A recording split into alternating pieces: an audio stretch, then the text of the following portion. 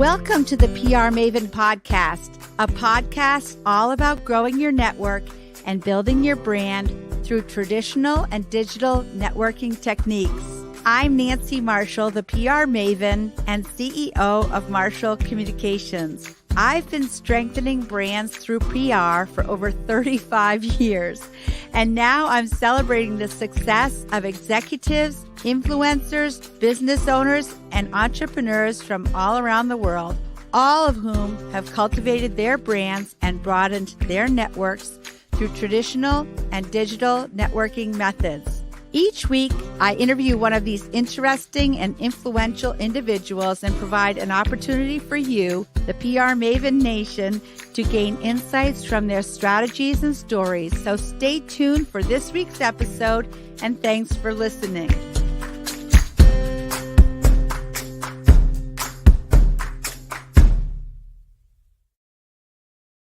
Hello, PR Maven Nation. Welcome to the PR Maven Podcast, episode number 237. I'm so excited. I'm looking at Meshell Baker, who's my friend, who I have actually never met in person, which is so amazing to me because we've known each other. Actually, I think we've met because she targeted me on an Instagram ad during the pandemic when I was home alone and feeling like I needed some social interaction. And then I went to one of her vision board workshops, again, virtually. And I just loved that. So happy to be here with you, Meshell, today. And I want to welcome you to the PR Maven Podcast. Well, thank you, Nancy. It is absolutely a delight to be here with a PR Maven. Okay. And I know I was thinking that when I logged on, I was like, oh my God, we have never met in person.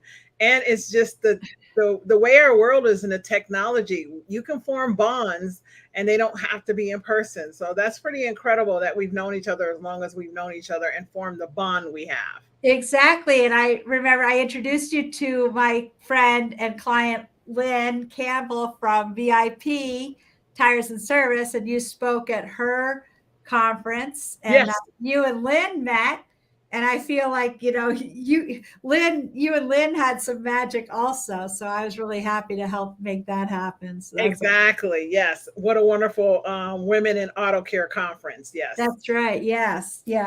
So Meshell Baker understands that many founders, business owners, and sales leaders struggle with doubt, their inner critic, and the imposter syndrome. So she is on a mission to ignite confident belief in as many people as possible. She is a sales and confidence igniter, an exhilarating keynote speaker, and a confident living catalyst who masterfully guides her clients to capitalize on their current conditions and leverage obstacles as opportunities and confidently convert more conversations into raving fan clients. I want to jump and shout, scream, just reading this.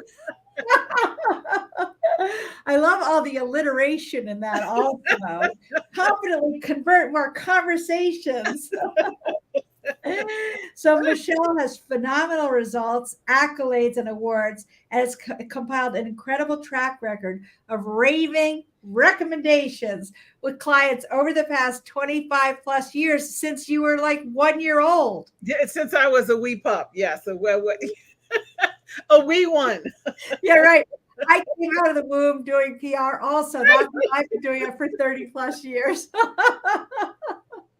Oh my God, yes. Thank God for the child labor laws. They don't make them work as young as we started, right? Yeah, I wonder if the doctor who delivered me said, here is the PR Maven, when he handed me to my mother, the PR Maven. Exactly.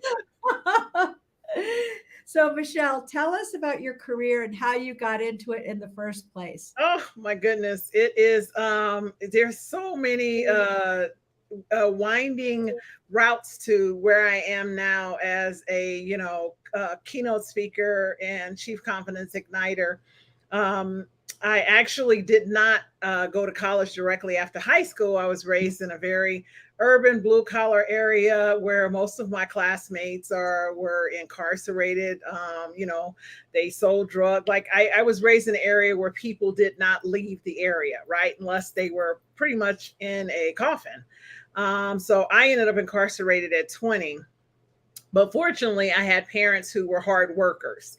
And so, what I realized and recognized early in my life is that if I worked, I could stay out of the system. I looked around and I made an observation, and I was like, people who stay out, they work. And so that's what I did. And I did my absolute best. And it kept opening doors. So, in one of the places I was at, someone mentioned to me about going to college. And so the next thing I know, I was at Howard University. But when I went to Howard, I actually majored in finance because I thought I should major in something where I'd always have a job. Lo and behold, I graduated. I am bored to tears in finance. You talk about a snooze fest, right? And so, fortunately, an outside person came in to do a team building activity, and I stayed behind on the breaks and lunch to talk with her because she was she was full of life, and she was similar to us. Companies hired her to come in, and I'm just like, oh my God, this woman's amazing. And she just was taken aback that I was in finance, and she volunteered her time. She said, it gave me her card, and she said, oh, for the love of everything holy, please contact me so I can help you because you do not belong in finance. And that's when I went into sales. And so I went from sales, Yellow Pages advertising. For the listeners, that was a book that they used to have all these names and phone numbers in. Oh my God, right? Even when I say that, I'm like, am I really that old? Let your fingers do the walking. Yellow Pages. Like, am I really that old? Oh my God. And then I went to pharmaceuticals, medical devices, covering cases in the OR, and then biotech.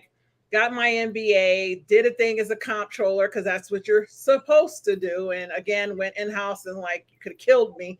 And I ended up going back out to executive biotech sales when I was also relocated to Texas and was helping my family with my sister, and came to the awareness that I was meant to be her aid. I was meant to be the person that she lived with. So, not live with our parents, live with her big sister. And that's when I left that job and went to a networking meeting, and bam, the speaker talked about vision versus goals. And I realized I had been living since post-incarceration. I had been living the life I thought I should. I was doing what I thought I should do, needed to do, and ought to do, what I was supposed to do. And in that instant, I remembered who I really wanted to be, and I have not looked back. Yeah. And you were incarcerated because? Grand theft larceny. I was following the crowd, doing what everyone else did, listening to people say it was easy and you won't get caught. And it's, that whole conversation. We literally are Jim Rohn says we're the average of the 5 people we spend the most time with.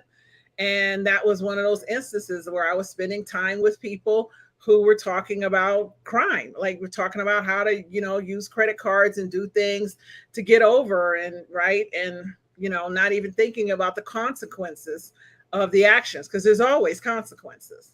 Yeah. Well, thank goodness that you met that woman. What is her name? I do not know. To this day, I do not know. All I know is I was in a program for people who were formerly incarcerated that placed me as a file clerk at a law firm. And one of the partners had brought me in her office and just could not understand why someone so bright would be doing a file clerk job. And she challenged me. And she was the first person to actually ever explain to me what college would mean to me. Not that you have to go to college, but why people go to college. And that changed my life, because I remember what she did was she planted a seed that later turned in someone else asking me another question: what do you really want to do? 6 months later. And I said, oh, I want to go to college. Right. And so that is partially the foundation of the work I do, is about asking people why questions, not what, but why. Yeah. Reminds me of, well, after I went to college, I worked at a ski resort, but in the summer, I didn't have a lot to do with public relations. So I was a mail clerk in the mailroom. And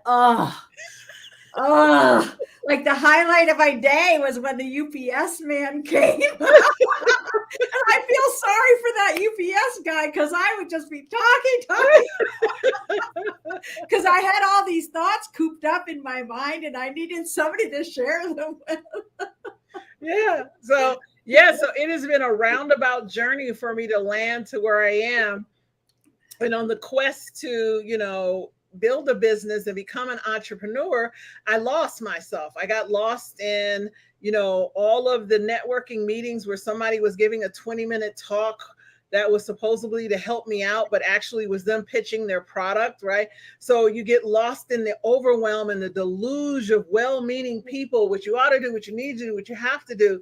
So I just truly found myself feeling overwhelmed and frustrated and embarrassed that I wasn't as successful as I thought I should be, and just all the thoughts. And it was really getting to the place where I stopped and started asking myself, well, why are you doing this? What is it? Why did you start?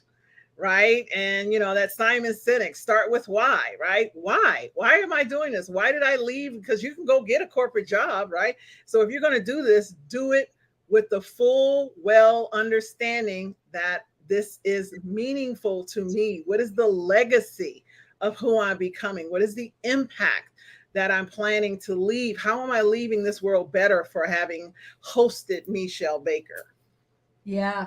And you are always so upbeat and positive. And I have to say, that's one of the things that attracts me to you, because I try to be the same way. So how do you feel that positivity helps people both in marketing and in sales? Well, positivity, we know that there's a quote that I absolutely love, is by Maya Angelou, and it states that people don't remember what you said, they forget what you did, and they never, ever, ever forget how you made them feel. So when you apply that principle to business, which is sales and marketing, you're leaving people with an imprint. And often they don't say yes to you the first time they meet you, right? The first time you pitch them, the first time you connect with them, the first time you have a phone call about anything you want to do in sales and marketing, rarely are they actually going to give you a yes right there on the spot. So it is on the person who's the marketer or the seller to leave that person better off, because when they are ready to make the purchase or make the decision, you will come top of mind. Right now, if you try to cajole, connive, and convince them right there on the spot, and you try to manipulate the situation, what people really don't understand, the power of positivity, is that we are emotional creatures. And that which you evoke in that person when you are trying to manipulate, they know it. They don't understand why they don't necessarily connect with you or why there's red flags going off. But internally, they have been exposed to your disingenuousness. So positivity is just the impact. I would say positivity is a direct path to profits. Let's just say it like that. People like being around people that make them feel good. Yes, absolutely. I would agree 100%. And I love that quote from the late and great Maya Angelou. Yes. People will never forget how you made them feel. Yeah. And it's so interesting how that's forgotten in the current marketing, right? The current way people are just like, I get so many inbound requests that I want to send you a gift of a book. And I'm like, I don't even understand how this is a gift. So you're actually asking me for my time. I don't know you. So I don't even know the credibility of what you're sending me, yet you're asking me to go reference and read and do some activities. How is that a gift when you're asking me for my time and I don't know you? That's the weirdest marketing ploy I've ever seen. I know. I think those people read an article somewhere that somehow, like, if you flatter someone, like, those messages on LinkedIn, I've researched you and your background aligns perfectly with whatever I'm trying to sell. It's like, no, I'm not interested. Thank you. I Yeah, know and you're just trying to sell to me. exactly. Yeah. So you talk about the imposter syndrome. What is that and how can people overcome it? Well, imposter syndrome, I mean, it's a term, and what it basically is it's the feelings of it's a feeling of insecurity and inadequacy. So a person who has acquired or achieved, has credibility, and is still questioning and doubting themselves in the face of wherever they stand. It could be on stage, you could be on a Zoom call, you could be presenting to your your prospects or your colleagues, and that person is doubting, right? The underlying thoughts in their mind is that they're not good enough. They're thinking about the people looking at them in a certain way, and they start nitpicking everything about themselves, like, oh my God, I should have wore something different, or oh God, I didn't go through it for the 900th time, right? So that you feel like an imposter, instead of realizing that we are actually all on a stage, right? We're all living out a live show. The one thing you know to be true is that every moment in time is brand new. So the fact that you feel like an imposter is just a feeling. So it's just you felt a certain way, you felt an emotional trigger, and it's generally rooted in something that happened in childhood, like you got up to do the ABCs and you missed the letter and everybody in the class laughed at you. So you decide, so something you wrote in your mind at that moment, every time you feel that emotional trigger, you credit it to being wrong or not good enough. Right. Exactly. Or yeah, so it's always attributed to something in early stage of life that you now have underwritten so much it becomes what they call the self-limiting belief or blind spot. You don't even know why, but you're in doubt. And sometimes it's women in male dominated industries, right? You're the only one in the room, so you start to question yourself, right? I was gifted years ago because I tend to be the only African American or woman in a room. Sometimes I actually decided I'm the unicorn. I'm special. The fact that I'm in this room means that I am set apart. You are. So I do not, like, the imposter is gone. I'm just like, I do have moments of, like, when I get on stage sometime and I'm like, oh my God, am I really ready? Right. Or the bigger the stage is, I start to have a drawback, right? If I go, I've gone from, 20 something people to hundreds of people, right? And you're like, oh, but you sink in. So how you overcome it is practice. Practice makes you prepared. The more you practice and the more you decide, right? They call it visualizing. So whenever I'm getting ready to do something I've never done before, I actually visualize how I want to feel once it's over. So once the presentation is over, once the workshop is over, once the call is over, I visualize what are the emotions that I want to feel when that's over. And then I just constantly, anytime I start to feel the doubt, the fear, the second guessing, the insecurity, right? Any of that starts to creep up in myself, I just hold the image. I take a breath, right? If it's 60 seconds, 2 minutes, and I just reimagine, and then I take over. So what people forget is you are in control of your emotions.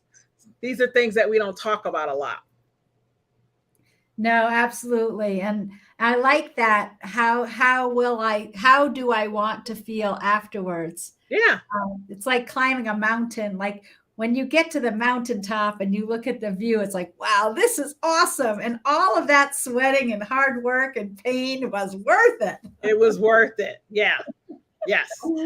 Yeah. So what techniques do you teach business owners, founders, and sales leaders to improve their confidence? To improve their confidence. One of the things I focus on is prepared. So be prepared to have a conversation that's valuable. So one of the lines I tell people is focus on what you propose, not the close. Right. Too often people are focused on getting something from someone, right? This call is about me getting a lead, me getting a contact, me getting a sale, me getting something. That is, again, everybody knows what it feels like when somebody's trying to take something from you. Right. Every single human being knows what it feels like. You cannot hide that. This is the things that we think. Our brain thinks it's smarter than it is, right? Yeah. So, but we're not. When you truly understand how we operate as humans, you can use your emotions in your favor, use the behaviors to influence and inspire people versus trying to cajole and connive, as I mentioned before. So one of the things I tell people is be prepared to have a call that is about that person and what they want to create. So many people are trying to get on a call and pitch one thing. I want to sell the person this widget. So all they do is listen for cues to talk about the widget instead of getting on the call and talk about why you're on the call. What is the reason the person schedules a call? Why did you take the call with me today? What are you hoping to get from this call? How can you working or talking to me help your business be better? Right. And let them talk.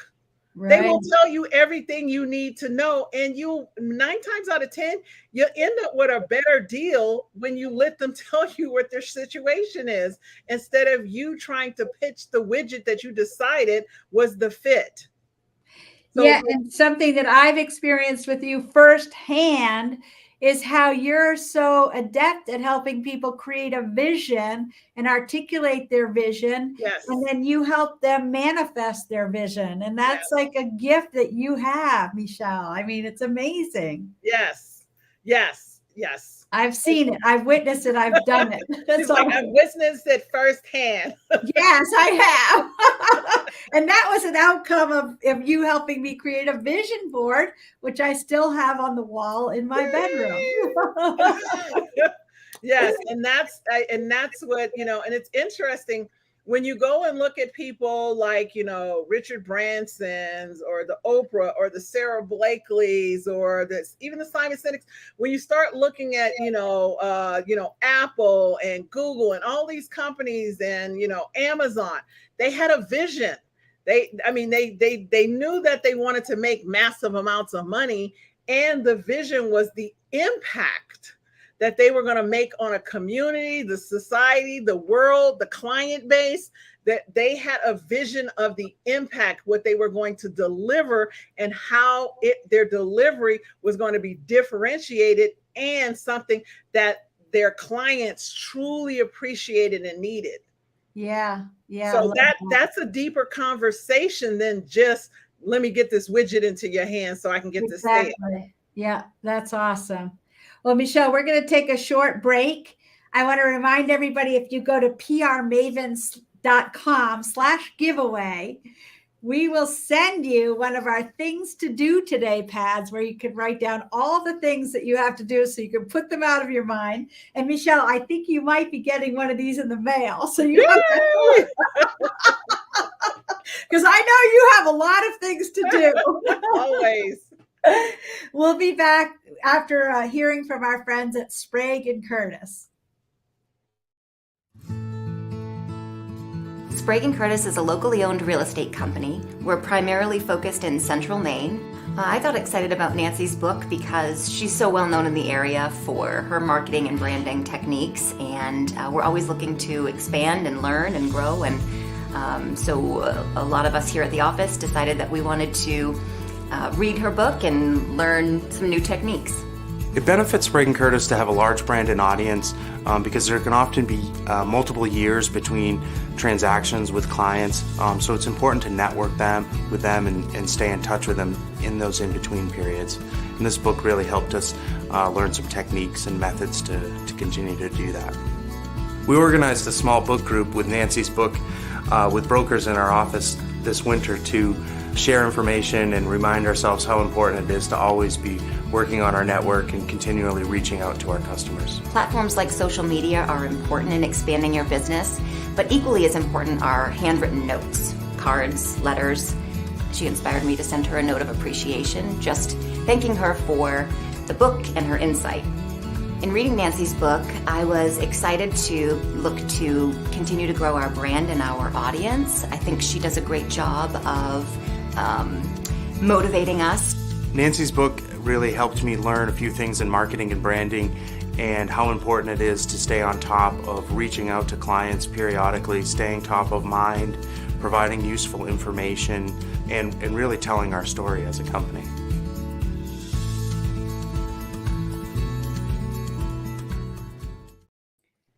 Welcome back to the PR Maven Podcast. And my guest today is Meshell Baker, and I'm so delighted to be here with her today. And I want to learn more about your keynote speaking, because that's something that I am getting into.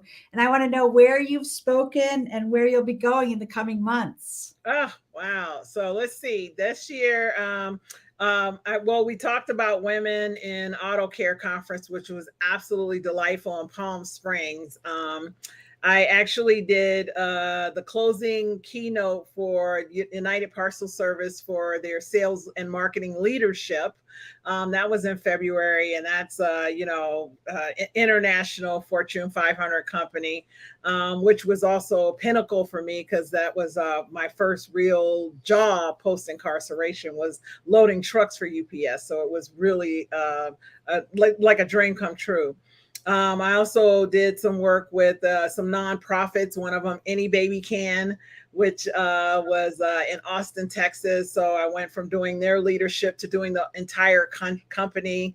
And then upcoming, I have Women in Trucking, and I've actually been doing more private things. Like I'm doing a group of women lawyers who work in law firms, who are mostly male dominated law firms. So they're bringing me in for workshop and ongoing coaching. And another women auto care industry is bringing me in for some online work with some ongoing coaching around the imposter syndrome. So that has become very popular this year for me, is the imposter, and moving from that imposter to that unstoppable confidence. Yeah. And it seems like you're developing a pillar in the trucking and auto and transportation. Male-dominated industries. Yeah, because I was just talking with someone this week about women in architecture and construction. So yeah, well, that's great. So how have you benefited from practicing public relations in your career? Well, what I've seen is the more consistent I am in posting and engaging with my post. Like right now, my team is starting to take some reels, some of my on stage, and create posts that will have actually me moving and speaking, as well as I think we recently put up something for podcasts that has where you can get like a 10-second snippet. So what I find is the more you give people things that they can hear or see that engages their thought, right, the more likely I will get the contacts. And I start getting people that are inboxing me on LinkedIn about, oh, I see you're a speaker, right? I've been following you. I'd love to find out if you be a fit for our upcoming conference, or I've been following you. I went to your website. I downloaded your confidence kit, and I would love to talk to you about coaching. So the more visible and active I am with me, not just a post on trees and flowers and stuff, but the more they see me and engage with me, the more likely I will get leads. Right. And along those lines, do you believe you have built a strong personal brand that has helped build your career and your reputation? Yes, absolutely. Yes, I am. 85% of my business is referral. So it's referral from people who either hear me speaking on the stage and then they follow up with me and refer me into their organization, or someone is on a committee and they're looking for a speaker and they're like, oh my God, you have to talk to this woman about confidence. You have to talk to this woman about imposter syndrome. Right. So I have a very strong brand. Yes. Yes, you do. And are you still doing online advertising, like that's the way you originally found me. I think you were doing advertising on Instagram to get people for your vision board workshops. Yes. Spending the dollars for an upcoming May 15th through the 15th through the 19th, I'll be doing a 5-day imposter syndrome challenge. So I was just talking with the people on my team so we can look at what posts that will promote so we can get more, women to actually participate in that. Yes. Oh, that's awesome. Yeah. So you've used a lot of public relations and advertising and marketing and sales techniques to build your own career. Yes. Well, I mean, it is literally so I tell people, if you notice, I'm very authentic in in the way I do business. I would liken it to, instead of hunting and trying to get a sale, I actually am a harvester. So I look at, all of these tools are to bring awareness. So people, when they're ready to buy, when they click and then they decide, right? So they can put it on their calendar, or they can download and they start to get the drips and the newsletters and all of that, so that it harvests, right? So what you're doing is you're constantly putting things out and looking for, and when people are ready, they will engage with you. But if you don't have a consistent flow of putting things out, then there's, you're going to hear crickets. Yeah. I'm glad you used the term drip, because I think of public relations as a slow drip method. And slow drip coffee is much better than coffee that comes out of like a Keurig machine. So you could say advertising is like making coffee in a Keurig. Yes. But if you use the slow drip, it's going to taste much better and it's going to be much more impactful. Exactly. And it's the pipeline. So when you're talking about the drip, that person will then have something that's constant. They'll have many different lead sources in different stages. Right. And that's what you're looking for. That's how you sustain a business. Otherwise, you've got income going up and down, and you're, 1 week you're, oh my God, it's awesome. And the next week you're like, oh God, I suck. I'm going to go out of business. Right. I have been there. I know what it's like. So, Meshell, is there a podcast, an app, or a book that has helped you, and why? Oh, right. It's interesting. One of the books I was just talking to someone about was Think and Grow Rich. It is it's a book, I think it was 1938 that it was written. I listen to it every year. And there's certain chapters, like sometimes when I'm, because motivation is like willpower. You don't have it every day. You're not motivated every day. So sometimes when I have those sluggish days, I'll just go to YouTube and listen to this chapter on persistence. And it's like kind of like a knock upside the head. But yes, I would honestly say, if you just took the book and followed yourself, or found a handful of people who were committed to being accountable and improving their life and did it together, your life will greatly change in a year if you just followed the principles in that book. Yeah, and that's by Napoleon Hill. So, Napoleon Hill. Yeah. Now it's dated references because I've shared it, and so I give the disclaimer: there's not going to reference any women. They're not going to reference any minorities. They actually have a chapter where they talk about a little girl being colored. Oh no! Right? So there's a story in there, but when you just see past all of that, right? When you just remove all of that and look at the core principles that they're distilling, you can change your life greatly. And and they probably don't have anything in there about the 4 agreements. So the 4 agreements will help you to be able to not get so worked up around other people's behavior. You become accountable for yourself, and you can distance yourself from other people, what they did, should have did, didn't do, how it's unfair. You actually understand that that's not real and you're making it up. Yeah, the 4 agreements. My cousin's husband mailed that to me after telling me about it while we were having a glass of wine together a few years ago. And I loved it. I loved it so much. I think I bought 20 copies because I wanted to give it to people that I know and do business with. So the 4 agreements. Do you remember the author of that? Oh God, I can't think. It's something Diego. I can't all of a sudden I can't call his name. But yeah, if you Google the 4 agreements, it'll come up. And we'll put it in the show notes as Yes. well. Well, Meshell, this has been such a joy to catch up with you and to share your message with PR Maven Nation. And how can people best get in touch with you? Oh, the best way to get in touch with me is you can go to my website. It's my name, Meshell Baker, www.meshellbaker, MESHELLBAKER.com.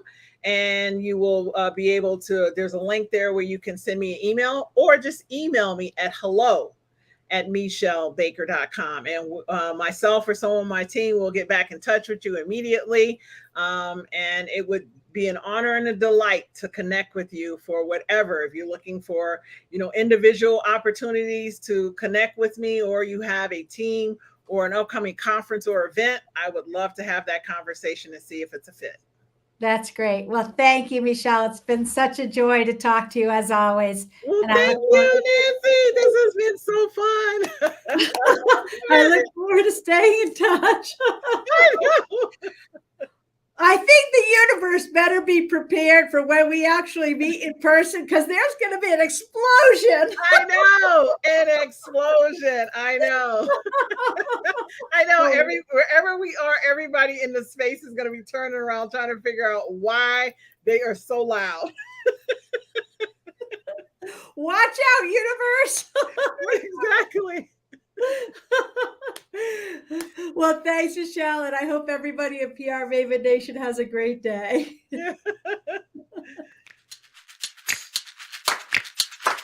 Thanks for listening to this episode of the PR Maven Podcast. I invite you to share a review of the podcast on iTunes or your favorite podcast player. Be sure to subscribe to our podcast so you never miss an episode. You can also join the PR Maven Nation on Facebook. It's free to join, and it's a great community of like-minded individuals who are all looking to learn and grow from one another.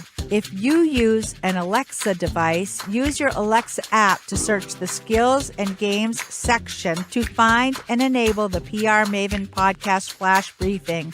This will give you access to exclusive content and more PR and marketing advice. Thanks again for listening, and have a great rest of your week, PR Maven Nation.